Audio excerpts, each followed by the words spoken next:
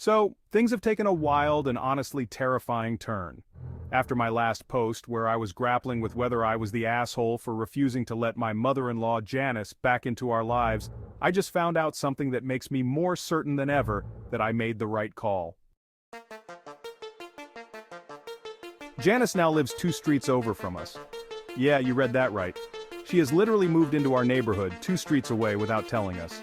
We had no idea until she showed up at our daughter's soccer game last weekend. Rhonda and I were watching the game when we spotted her standing on the sidelines just smiling and waving like everything was normal. I thought maybe she was just there to coincidentally run into us, but no. It turns out she's taken a house just around the corner from us. My wife found out later when she confronted her, and Janice casually mentioned, "I just wanted to be close to the family." Then things got even worse. We found out that Janice had called the school pretending to be Rhonda, trying to get herself added to the list of people allowed to pick up our kids. The school called my wife to confirm, luckily, or we never would have known until it was too late. She even tried to say she was a trusted relative and should have the right to pick them up after school. That's next-level manipulation, and it's exactly the kind of behavior that makes me think she's not better at all. And that's not all. Here are 3 more things she's done since moving nearby that show she's still trying to push her way into our lives. She sent gifts directly to the kids. The day after we saw her at the soccer game, she sent over a package to the house. Inside were toys, clothes, and a letter from Grandma. The letter talked about how she missed them and couldn't wait to spend time together like we used to. No apology, no explanation, just acting like nothing ever happened. We didn't let the kids open the gifts, and honestly, we're not even sure how she got our home address since we moved. Then she showed up at our son's karate class. I didn't even know she knew where he took lessons, but she appeared there, watching through the window. When my son came out, she tried to hug him, but thankfully the instructor stepped in and asked her to leave. This was another blatant overstep. She just won't stop inserting herself into our lives uninvited. She's been calling my wife from different phone numbers. Since we blocked her regular number, Janice has found a way to call Rhonda from other numbers, burner phones, friends' phones, who knows. In these calls, she claims she just wants to talk and keeps pushing to see the kids, saying things like, "You can't keep them from their grandmother."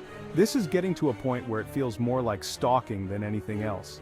My wife is still trying to see the good in her, and she believes Janice is just desperate to make amends. But to me, this is all about control, manipulation, and the same old obsessive behavior we dealt with 10 years ago. We've come up with a plan to protect our family and keep Janice away, especially from our kids. We're reinforcing the legal boundaries.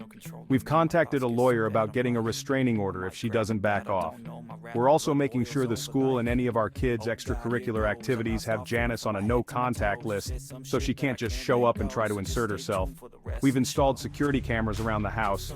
After what she pulled with the hidden cameras last time, I'm not taking any chances. We've installed cameras around the perimeter of our home, so if she even steps foot on our property, we'll know. We've also made sure to alert our neighbors about the situation. We're keeping a detailed record of everything she does, every call, every visit, every gift. It's all documented. This way, if we need to go to court, we have a paper trail of her behavior. This isn't just about being paranoid, it's about being prepared in case she escalates further. It's hard on my wife. She feels torn between her loyalty to me, protecting our kids, and this hope that her mother has really changed. But even she admits that these recent actions are alarming, and she's started to see the pattern for what it is. So no, I don't think I'm the asshole for refusing to let Janice back into our lives, and now that she's gone to these extremes, I feel even more justified in keeping her away from our family. My kids' safety comes first, always.